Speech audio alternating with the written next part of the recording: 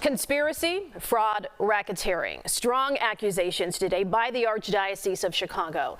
The church's legal team says it uncovered a money-making scheme involving fake claims against a priest convicted of sex abuse. Our Lauren Victory is always investigating and is here to explain what's behind these accusations, Lauren. Well, Erica, the Archdiocese lawyers say the men they were suing were given scripts, and apparently many of the defendants are related or friends who corroborated each other's fake stories. I didn't go there. I wasn't even in a program. That's apparently a snippet from a phone call made from behind bars by an inmate accusing a Chicago Catholic priest of abuse. We have listened to thousands of hours of prison tapes.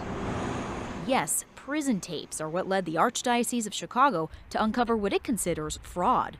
In a just-filed lawsuit, attorneys for the church say at least 7 men who say they were sexually abused by a Chicago priest named Daniel McCormack filed claims to cash in on settlement money intended for real victims. One defendant reportedly bragged that he was able to make himself cry and all that. As we began to discover this scheme, we increased the vetting of the claims that came through the door, especially those involving Daniel McCormack.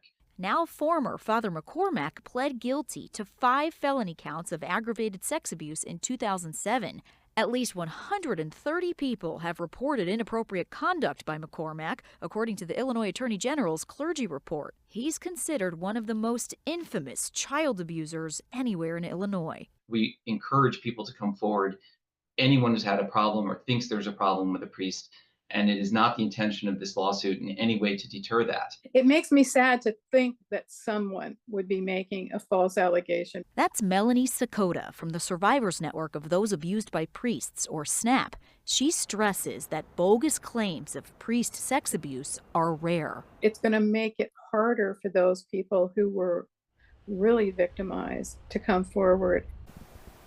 Some of the defendants named in the lawsuit by the Archdiocese took home millions of dollars in settlement money. The church wants that money back. So we're talking 300 hours of tapes, and they said at least 7 victims. So are they still thinking there may be more out there that they allege did this? They're going to continue looking into it, and we'll see. We'll stay on it. All right. Thank you, Lauren.